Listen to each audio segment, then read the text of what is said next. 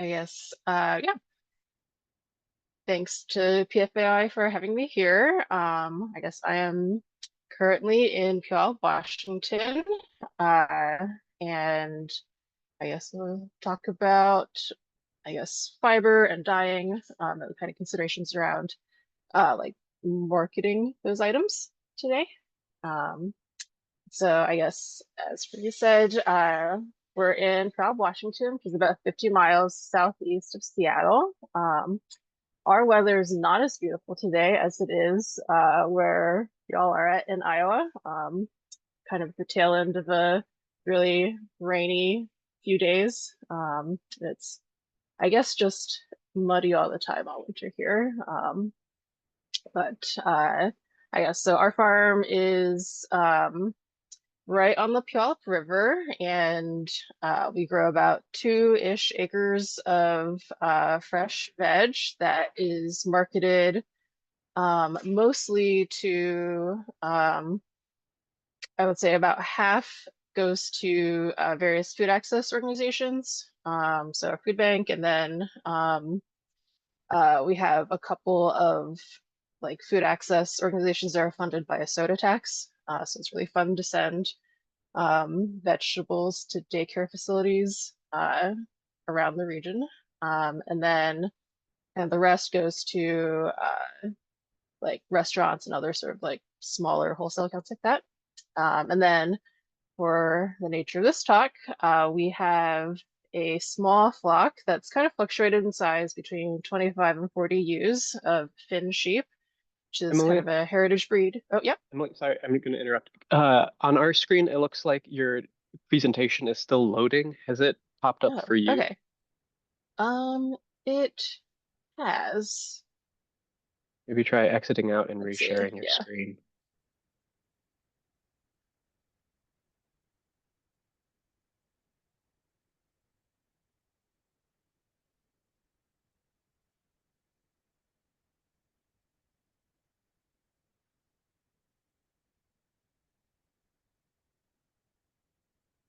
Oh, is it black or is it Uh, um right now, it looks like we can kind of see, yeah, it's black, but we can also see your background of like files and stuff. There you go. okay. Okay. Um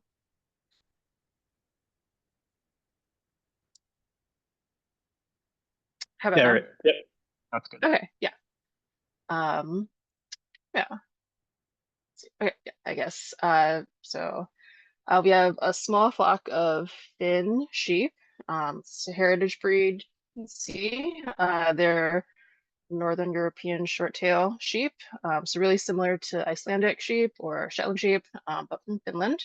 And they're all of our ewes and rams are registered. So we sell a fair amount of breeding stock each year, along with meat and obviously their wool.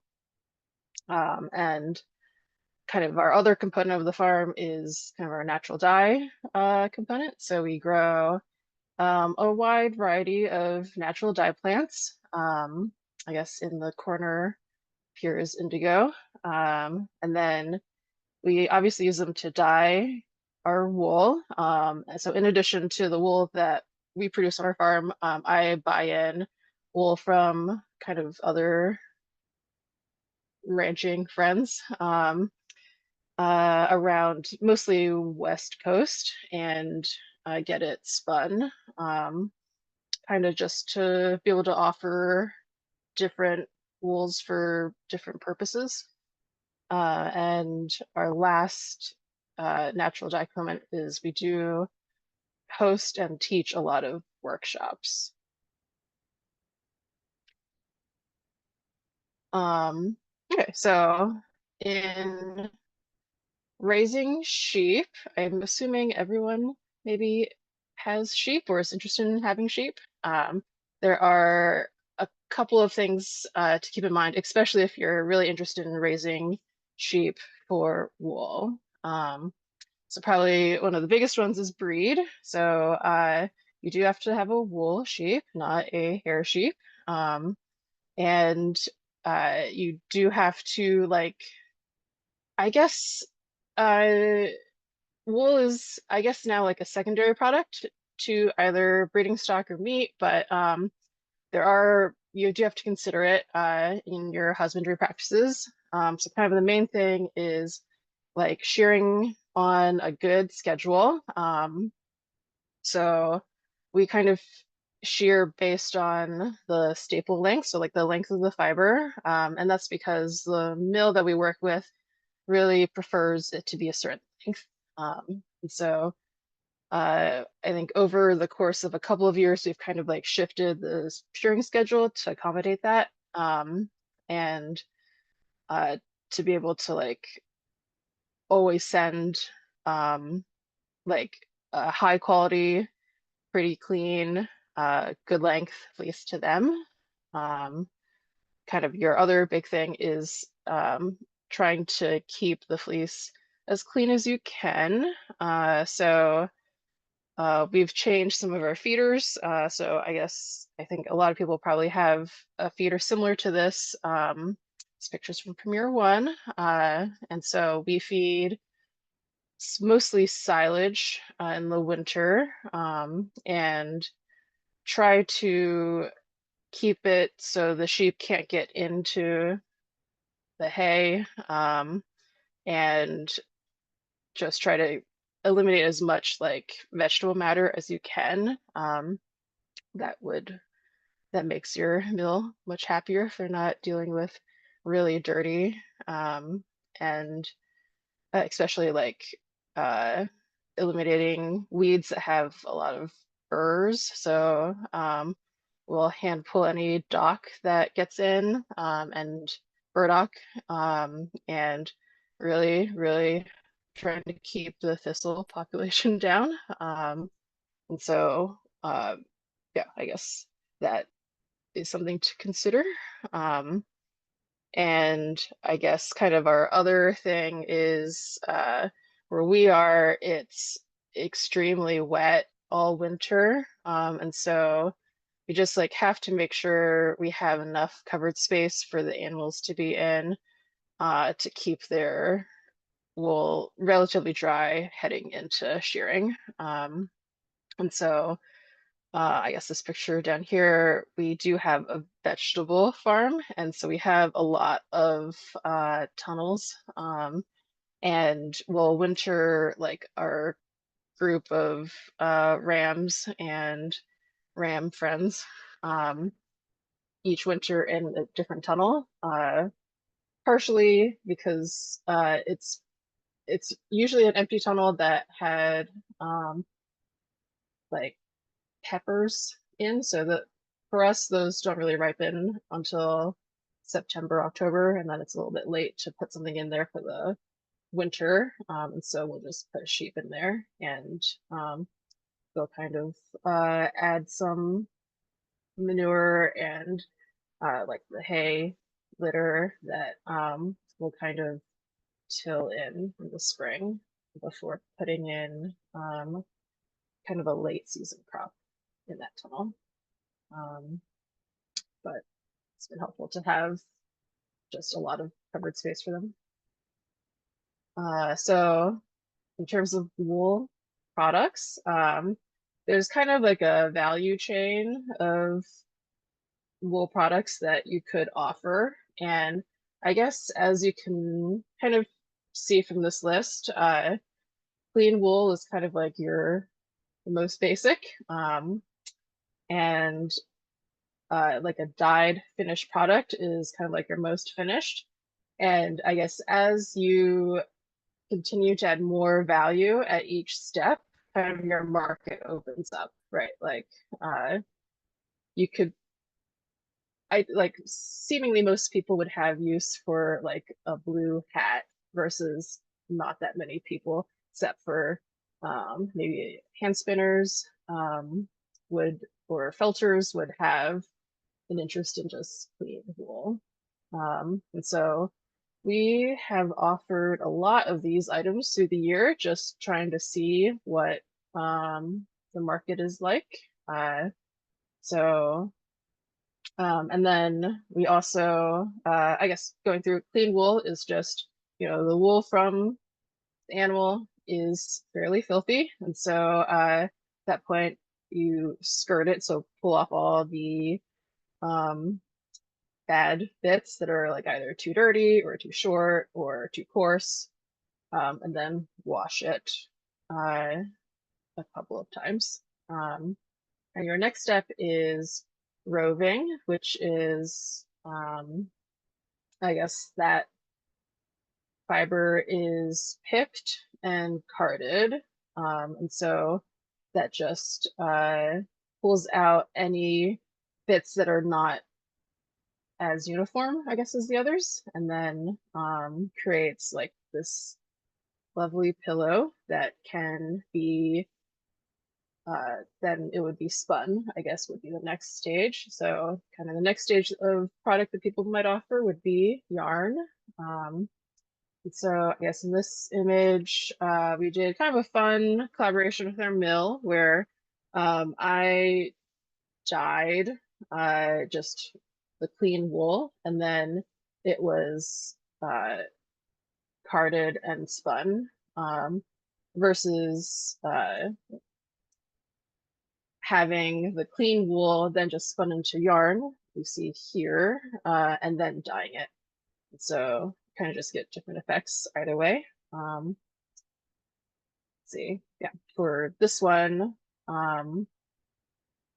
we were able to basically mix we just dyed primary colors basically, and then mix them all to create a bunch of colors at the mill. It's kind of fun. And then kind of your next stage after yarn and then dyed yarn is making finished goods. So we have some friends on the other side of the mountains that have a flock of alpacas, at Old Homestead Alpacas, and she has always preferred to make most of their clip into finished products. And so we're kind of lucky in our area that there is like a small machine knitting facility that will create mostly things that are tubes, I guess. And then she will take those finished objects and dye those. So yeah, just different ways to go about it. And I guess kind of the last waste product that we actually sell a lot of are these waste wool pellets. So all of the skirtings and just short bits, bad bits from the milling process, our mill collects them and then has a pelletizer. And so we actually get back almost all of our own waste wool in pellet form.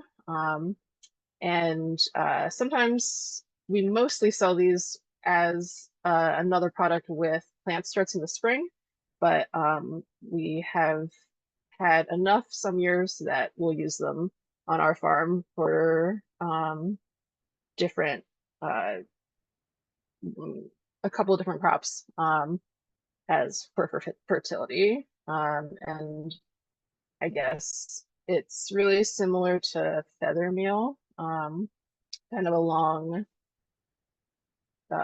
like term nitrogen source, and it can hold quite a bit of moisture. And so in we have like a sandy section, so I've tried to incorporate some wool there to try to just get the water holding capacity up, and it's worked.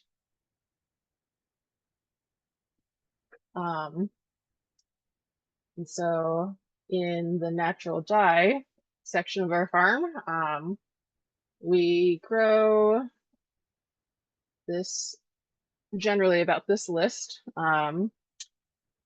And some crops we don't grow every year because it's easy enough to produce a couple of years worth of marigolds, for instance, and then the next year we'll produce like a couple years worth of rutabaga, etc. But for us, our growing season is shorter. So we're I guess, 48th latitude. So really long summer days, but um, there are a couple of crops that are just harder to get to full maturity. Um, and so we only grow crops that make sense for us. And all of our natural dye crops are outside. So we have a lot of tunnels, but so far it hasn't seemed to be uh, worth moving anything inside. Um, and kind of the other big consideration is harvest labor. Like for veg, I would say that's probably one of the bigger chunks of labor that you need to make it successful. And so that is really something to consider.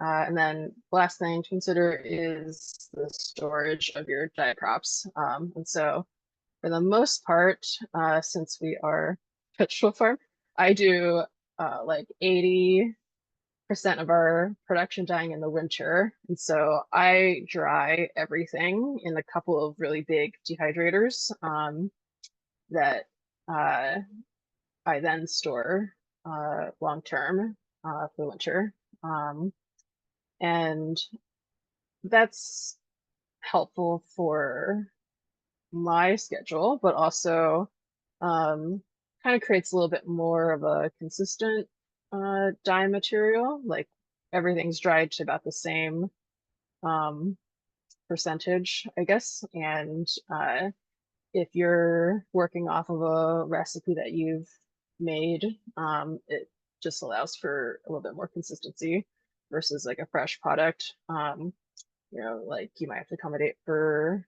like the dew um, and other factors that are just eliminated when you dry. Uh, and so a lot of these are flowers, right? So marigolds, bunch of types, cosmos, many varieties, coreopsis, a lot of varieties, rudbeckia, black-eyed Susans. We've just really narrowed it down to maybe 2 or 3 varieties at this point. The scabiosa and hollyhocks are both like the black ones, so black knight scabiosa and like the black hollyhock. Because what we're really after is the anthocyanin and those really dark flowers. Um, and then getting to the next two are sort of perennial-ish. So madder is a root and perennial. So it takes about 3 years for the enough color to be, or yeah, for both the plant to grow enough roots and to store enough pigment in the roots for it to be harvestable. And that is our source of red. Um, and we also grow weld, which is our source of, it's really light, fast source of yellow. That's a biannual. And then full more fun ones. So we have Hopi sunflower, which is another, we're after the mature seeds for those, which can happen sometimes, sometimes not in our climate. And that's also anthocyanin sort of based dye. We grow some safflower just for the petals. That one is, you need quite a bit of safflower, but kind of a fun one to experiment with.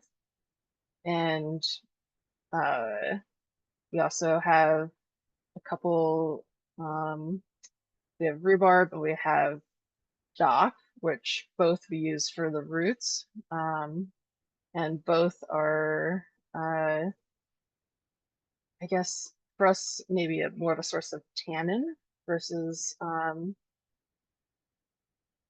any other versus the pigment, I guess. And we also grow a lot of Japanese indigo.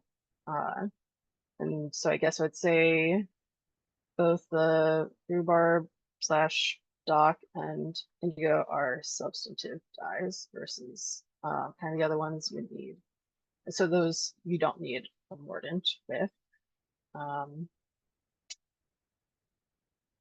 see. Kind of our big crop is Japanese indigo, which I know is really a lot more people are growing it around the country. So we grow a variety that I've kind of saved the seeds from over the last 10 years. And but there are actually like named varieties now that you can buy, which is kind of amazing. But uh, it is different than the other dyes in process. And so um, you kind of have to extract the pigment from it to use versus the others. Essentially, you're like making a tea. So that's kind of how we do it. So after the plant is large enough, we'll harvest and bundle the leaves and put them in water. And you kind of know when there's enough pigment when like the leaves turn blue after you damage them, or you could freeze it and see if they turn blue. And the water kind of turns this like antifreeze color after a few days, after which then we remove the bundles of leaves, and then add pickling lime to it and aerate it. And so essentially the pickling lime raises the pH of the water and then is also a flocculant. And so once that's added and it's aerated, the pigment binds to oxygen and sinks to the bottom. And then you'll just have like a layer of blue pigment. And at that stage, we just kind of pour it into successively smaller and taller containers until there's just this blue sludge at the bottom. And then that is ready for dyeing. And I guess when it comes to dyeing, I guess to me, there are like kind of two types of dyers. One is someone who is like really maybe regimented and is really focused on replicating exact results. And then there are other people, like probably myself. I am a little bit less focused on repeating the exact same shade every time, and kind of just working based on like I'm open to an acceptable range of results. Um, and so I guess it's like a baker versus a cook. I don't know. But the I guess natural dyes in itself, you can really spin both directions, and I've seen people really successful who have different ways of thinking. Um, I guess for us, we're, I guess, a seasonal dye house in the sense that I do really dye most things in the winter. And so we don't really have a permanent space for things. And so I dye mostly outside under like a lean-to of our barn.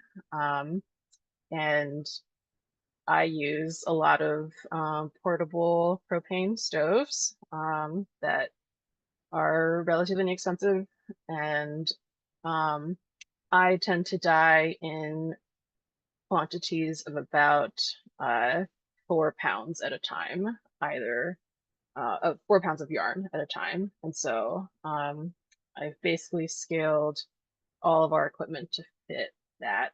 And so um, yeah, just things to consider. And maybe I'll just talk about kind of the general process. Not sure if a lot of people have done a lot of natural dyeing, but basically there are 3 steps. So one is scouring, which sadly is really important. So it's really important to have a really clean product to start with. And so if you're dyeing yarn coming from a mill, you do have to scour it just to get all of the residual spinning oils off of it. And it results in a lot more consistent finish. The second step is mordanting, which I think is this pot with like, that just looks like it has water in it. It's probably our mordant pot. And so it's a pre-treatment of your fiber to help with fastness of the dye. And so we're really interested in like wash fastness, so something that won't wash out quickly, and light fastness, so it won't fade with like exposure to sun. I guess it is even with, like synthetic dyes, those things will happen, but we're trying to promote like the best fastness that we're able to. And so with mordanting, typically it's a metallic salt. Um, we use aluminum sulfate most of the time, that you use to kind of pre-treat the fiber to get it ready for the dye bath. And for dyeing, for most dyes, essentially you make like a concentrated tea of, marigolds or whatever, and you use a ratio based on your finished good weight. And so let's say this pot of, the smaller pot is probably Cosmos. And so I usually use something like between 8 and 10% um, of for finished of dried Cosmos for the finished weight of yarn. And so you make your concentrated tea, and then strain out your raw dye materials, and then add that to your yarn in a fresh batch of water. And I guess, I don't know, I think the thing that is hard to think of sometimes is kind of the amount of water you add in your dye bath doesn't really matter that much. It's not like white paint. You're just, in a sense, to a point, right? What matters is the percentage of dye material to your weight of goods. Um, Obviously, you don't want to use a huge pot for a small amount of fiber, but like the amount of dye material in that pot is the same. Um, yeah, so yeah, and then after your fiber simmers in its tea, take it out, and I tend to let it dry for about a day. And so it's well, until it's fairly dry, I guess, and then I'll start the rinsing and washing process. Um, I guess I find letting the dye like kind of dry on the fiber helps. I guess it just makes the rinsing a lot easier. You're not bleeding as much, I guess, and you use a lot less water. Um, and I guess if you're already growing a lot of dye plants, and you're keen to do so, we actually sell a lot of these dye plants as starts every spring. We usually we coincide with a fiber event in our area that is a good time for planting. And sell a lot of dye starts and also sell like these small packages of the wool pellets to go with them. Um, and we also host a lot of workshops or just farm tours are that have like a dye activity built in. Um, and I guess I've found that people really enjoy seeing, we'll like go and pick the flowers and then dye the, like bandanas or yarn or whatever.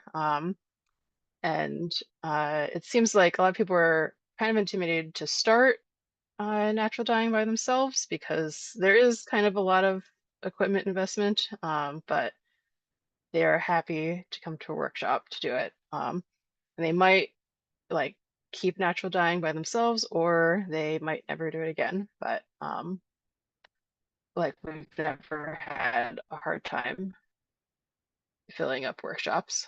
And so we host them on our farm. I guess we've hosted them on other people's farms. Our, I guess, kind of regional equivalent of PFI is tilth producers, and so I've hosted through there. And even we do teach at kind of like retreats. So either like a fiber focused retreat or like a corporate like activity retreat. Um, yeah, so uh, I guess we've just developed a lot of different activities based on the group and the time and um, I guess success based on skill. So and yeah, I guess it's actually been kind of a big source of like farm adjacent revenue for us. Um, yeah, and I guess yeah, that is it for me. Yeah, Questions? perfect. Thank you so much, Emily. Yeah, as folks come up with questions, toss them in the chat. We've already got a few in there. I'll I'll just kick off with some that I was writing down. Uh, you said you tend to do 4 pounds of wool at a time when you're dyeing. How did you decide on 4 pounds? Why that number? Yeah, I guess so. I mostly dye yarn, and like wet yarn is actually like quite heavy. And so basically that's the limit of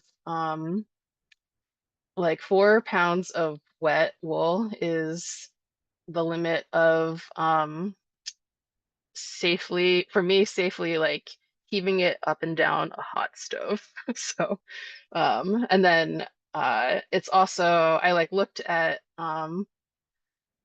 like buying pots that would accommodate that and that um, kind of fit and was like a cost-effective pot, which are like fairly expensive, like really big.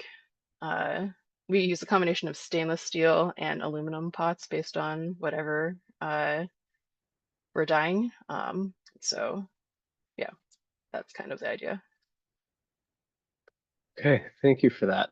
Uh, there's a question from Timothy. How do you decide what is an acceptable range for similarity in regard to the results of the dyeing process? Yeah, so I guess I should not say I've never kept notes. I do have like a dye notebook that has kind of results of like year to year, I guess. And so I will compare it to past results to see if I'm close.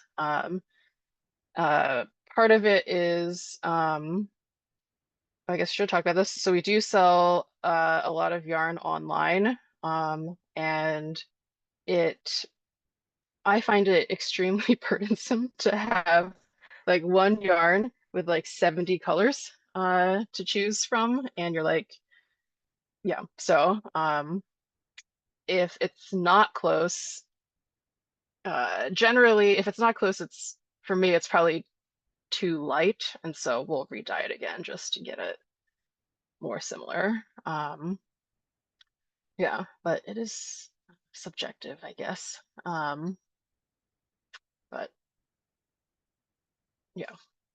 And then the other thing is, after I guess we've been dyeing and selling yarn for almost 10 years, and there are like trends, like everything, but there are colors that I know that don't sell well, no matter how much I want them to. And so uh, anything more on the beigey, like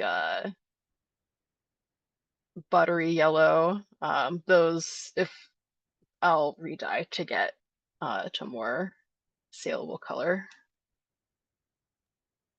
Uh, that kind of comes to the next question here from Teresa. What colors or crops are the hardest and then easiest to work with? Yeah, so I would say my favorite like flower crop is probably marigolds, and that's actually this picture here. So, and I really like French marigolds.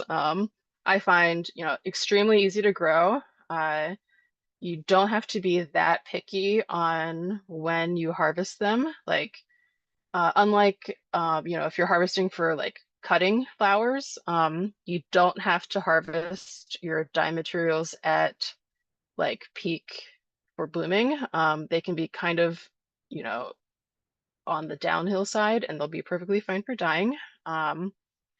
And so I think that's like a really great beginner one. And it's like very obvious that there's color in the pot, I guess, when you do your initial dye bath.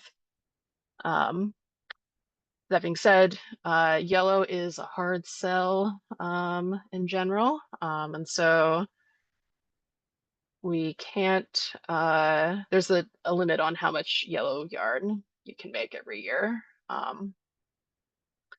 So that is something else to consider. Another question from Timothy. When you host events where people create the dye themselves, you use fresh plants, but for yourself, you use dried plants. Does one dye up better than the other? Um, I would say no. I guess for me, when we host workshops, it's like the product that they dye is not really like the focus of I don't know, that sounds bad. Like people love, whatever yarn or like bandanas or napkins that they come out with, but it's really the experience that is most important. And so like people are not looking in a workshop setting to be highly replicable, unlike myself when I am dyeing, yarn for production dyeing. I am looking for a little bit more repeatable results. Um, yeah. And I guess it actually did take me kind of a while to realize like that was the whole point of a workshop. It's like not really about the thing, it's like about the experience. And so the bar is much lower, I think, when you realize that. Like they're gonna have a good time. That's good to keep in mind. Um, Solveig asks, what is the purpose of the water when you mix the concentrated dye tea with water for soaking the wool or yarn, especially since the amount of water doesn't really matter? Yeah, so you just need let's see.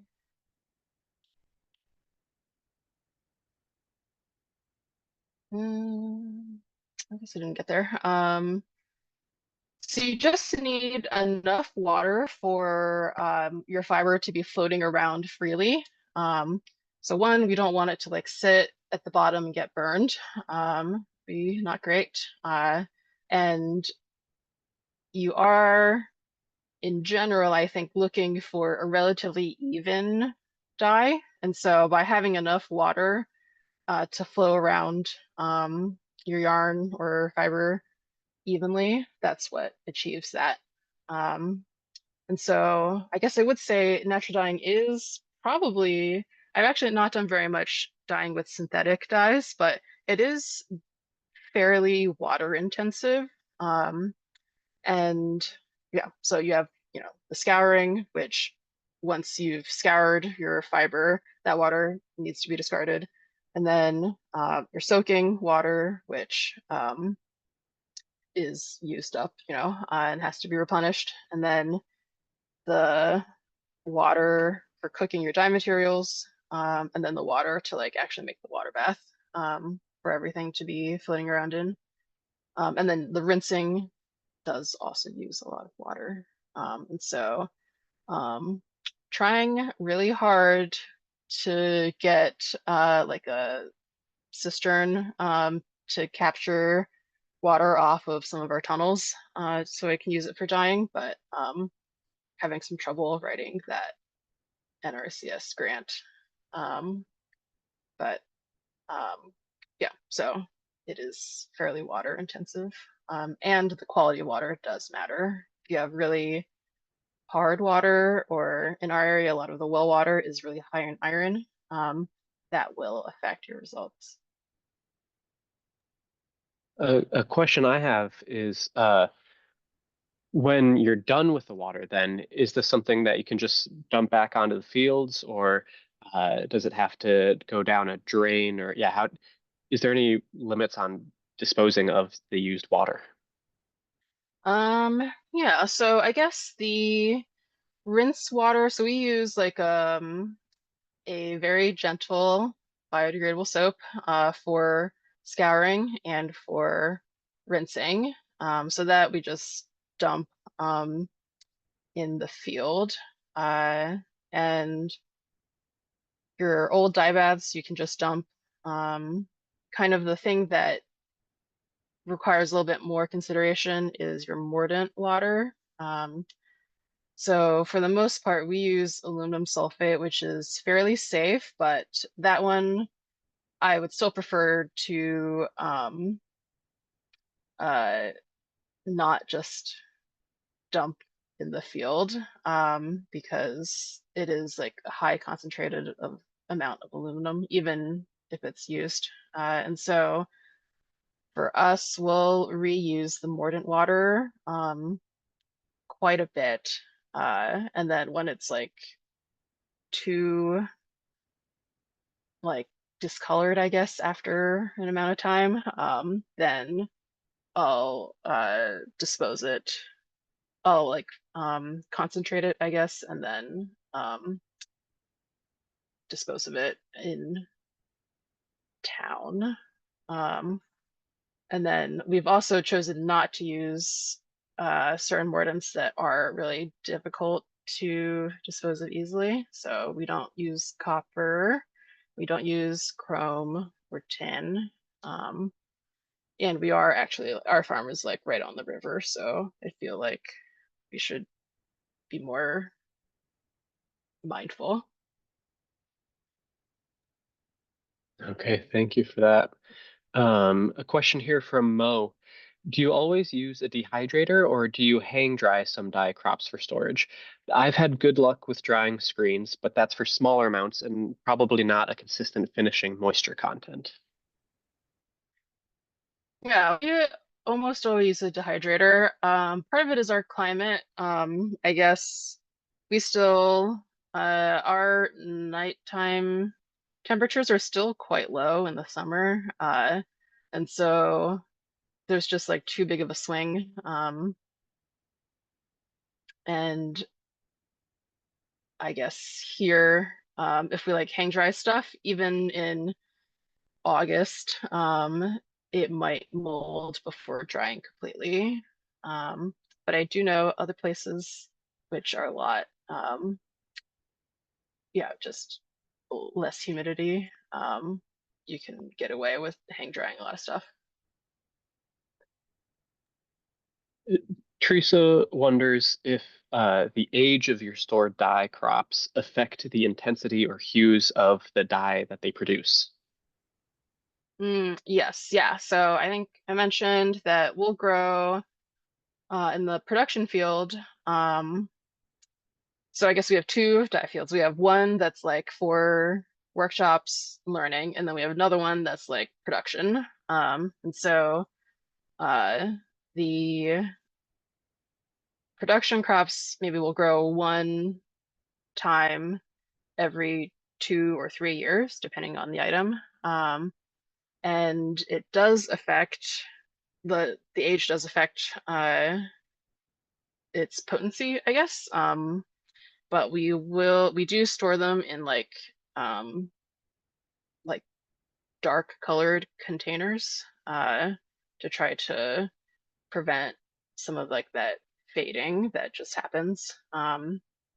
But if it's old and I want to use it up and I'm not sure, I'll just increase the ratio. Rachel wonders if you ever sell the dye itself as a value-added product. Um, Sometimes it actually is. I think maybe the market's changed. And say when we first started, we tried selling dried materials to I guess, well-known natural dye supply house. But it was the so that was I guess B2B, so wholesale to a business that then they would resell it, like they would repackage it and resell it in a small quantity, or they would use it to dye for their own production dyeing. And that just wasn't, we could not get the price that we needed for it to be profitable. And so then I have started making like little natural dye kits, which honestly have never been like a huge seller. And so it is a kit that has either a piece of fabric or a skein of yarn, the mordant, and the dried flowers or whatever. And it's never been a big seller, even though I've like repackaged it in a couple of different ways to try to make it like look better. But I think part of it is it still requires people to like um, go and get equipment. Um, like you really shouldn't dye stuff in pots that you're going to cook food in, even if it is like food safe dyes, just because the chemicals that are used in textile processing are like never meant to be consumed. And so even like the residual, like spinning oil, really shouldn't be eating that. And so yeah, I guess I've settled on selling the dye kits. Uh, are maybe other people can do it, but it's just never maybe been worth all of my effort. Um, but the only time that it we do sell a lot of them is like right after a workshop, and so some people will like come attend a workshop and then they'll buy a kit to like continue learning at home. But part of it is like they've already experienced it, so maybe that's why. I don't know. That's I'm sure other interesting. people can do it. Yeah. Oh, Can go ahead. you tell if the people who attend the workshop and buy a kit, do they ever then rebuy another kit, or is it like they do it once on their own and that's it? Um, hmm. I'll say they've never rebought a kit. Yeah. If they're interested in pursuing natural dyeing further, then they'll like um oh, I guess often when we do our like plant start sale in the spring, we do have a lot of repeat people that come and do that. So at this point, maybe they've like kitted out their natural dye studio. And yeah, we'll like buy plants every year, and that's kind of how we keep in touch versus them buying like kit after kit, I guess. That makes sense. Uh, Mo asks, is 8 to 10% WOF what you typically use for all dried dye baths? Mm, that's a good start, I think. Um, some things will do. Um, yes, that's like a good start, I think. If anything, I think uh, so. I know a lot of people who do natural dyeing, but don't have like the plant component to it. And so what's available, if you're like searching for natural dyes to buy on the internet, often are these like concentrates. And so those are either like a powder or a liquid. And so you need much less, right? Like often it's like a 1 to 2% of the concentrated powders. And so uh, it's like kind of converting that ratio to using whole dye materials is, I guess, trick. I don't know. So, but um, yeah, I usually start at 10% if I'm not sure,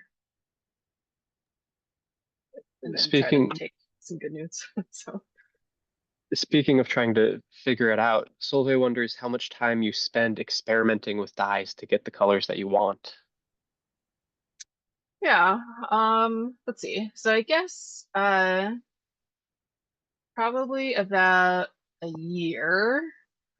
So I was apprenticing at a vegetable farm, and the apprentices got like little plots to plant what they wanted, and I was not going to plant more vegetables, and so I planted natural dyes. And so that year I like planted, and this was like 2012.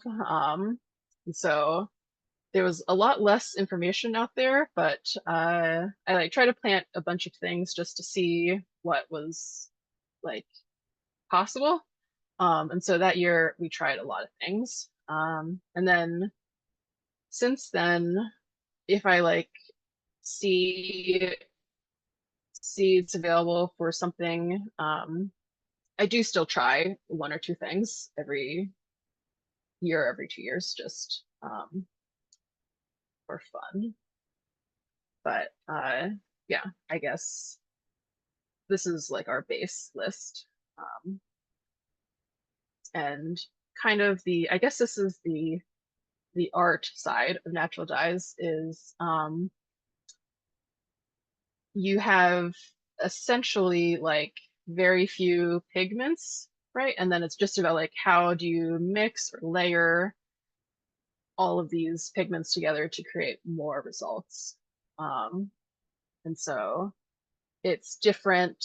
You can manipulate colors based on pH, based on what type of mordant, based on do you do some sort of like post like a dip in another weak mordant solution?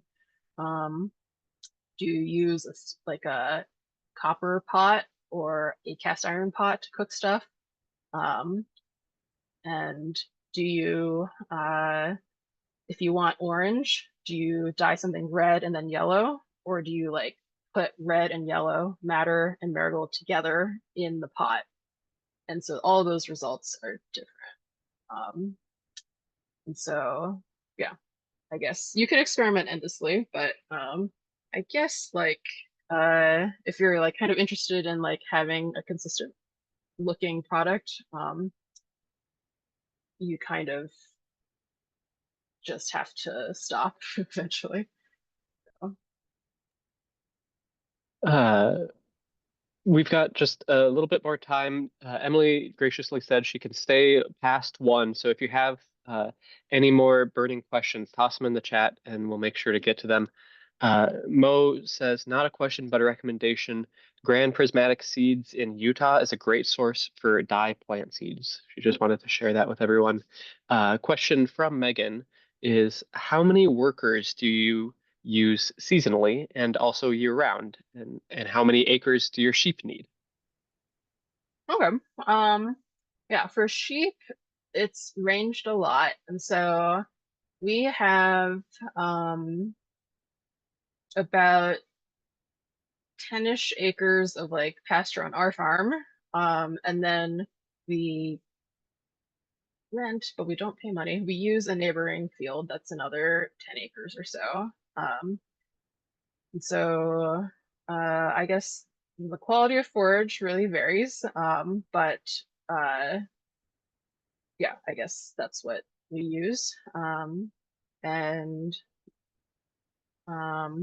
I would say now we have fewer sheep than ever before. So we have about 25 ewes. And that's just for life reasons. But uh, yeah, so we graze. Usually we can get them out second week of April if it's not too wet, and then we'll graze end of October if we're lucky, depending on weather. And we get very little precipitation over the summer, and so it also depends on if we can irrigate. Uh, yeah, and then for humans, so I work on the farm year round, and we have a summer crew which starts, I guess, March through mm, end of September, hopefully, ideally end of October. And it's between 2 and 4 people, depending on part-time versus full-time. And we used to employ more people when we were doing more farmers markets, but now we've switched from that model. Um, yeah, I think labor is always a big factor on all farms. But it's been, I would say, more and more difficult here to get full-time help. And so we try to patch together about a lot of part-time people. Uh, Another question here from Mo. How often do you shear? Yeah, so we share twice a year. And so our sheep, well, yes, all sheep, they grow slower as they age. And so we have a group of our OG old ladies that only get shorn once a year, and then our youthful ones get shorn twice a year. And what looks like the final question of the day comes from Solveig. Can you share a bit more about your processes for skirting and washing the wool? And she might have missed it, but you have a wool mill nearby, correct? Yes, yeah. So we've used a couple of mills. So our local mill is in Mount Vernon, Washington, which is about 2.5 hours away. It's really lucky. And they're full service. So they will do roving, carded bats, and the wool pellets and yarn. And so uh, for skirting, um, okay. So at shearing time, I'll do like a pretty quick skirt, and so I'll like lay the fleece out on a big table, and skirt. So really, when you're skirting, it's like the edges that are like the most filthy, right? Because that's like closest to the ground. And so I'll do that skirting during shearing time. And then we're really lucky at our mill, when I take stuff up, um, kind of it's to hang out with them, but also help on labor on their side is I'll go and wash at the mill. And so hopefully I've done like at least a decent enough job at shearing. And I would say it's best to be a little bit more picky than less picky, because that creates less work for the mill. And because maybe it's different in the Midwest, but we only have one, so we love to keep our mill operators like happy. And so if you feel like it's just not worth sending anything overly filthy, um, is my opinion, I guess. And so I tend to be a little bit pickier. Um, and so at the mill, we'll pull things out, we'll look at things again, and we just use, they have many like converted washing machines, and a instant hot water heater. And so we just fill the washing machines directly from the hot water heater, and it's set at the right temperature. And we just use the machine as like a spinner at the end to spin out any of the excess water. Um, and so, yeah, but you could do that at home as well if you have like a top loader.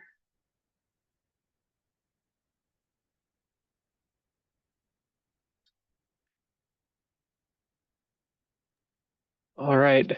Well, oh, one final question came in from Solveig on that.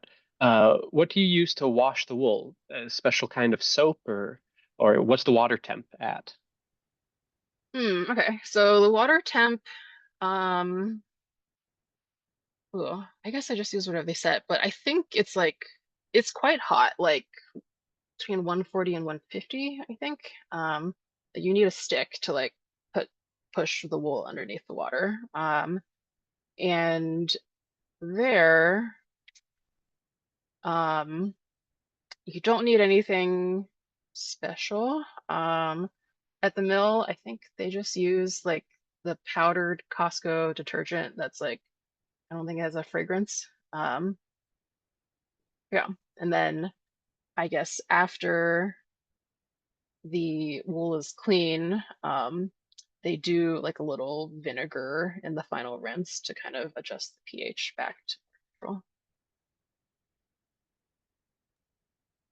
Okay. Well, thank you so much, Emily, and thank you to everyone who attended today. I hope to see you all at future webinars and events through the season. Uh, Emily, why don't you hang out, and everyone else have a good rest of your Tuesday.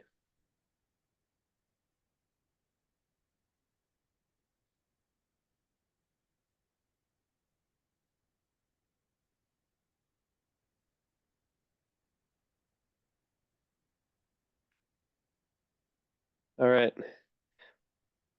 Uh, well, thank you so much, Emily. How do you feel about that? I think fine.